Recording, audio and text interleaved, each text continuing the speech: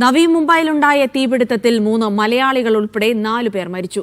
10 പേർക്ക് പരിക്കേറ്റു. വാശിയിലെ MG apartment കോംപ്ലക്സിലാണ് തീപിടുത്തമുണ്ടായത്. ഷോർട്ട് സർക്യൂട്ടാണ് അപകട കാരണമെന്നാണ് പ്രാഥമിക നിഗമനം.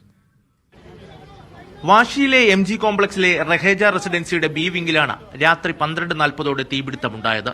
അപ്പാർട്ട്മെന്റിന്റെ 10, 11, 12 നിലകളിലാണ് തീപിടുത്തമുണ്ടായത്. 10ാം നിലയിലാണ് ആദ്യം തീപിടിച്ചത്.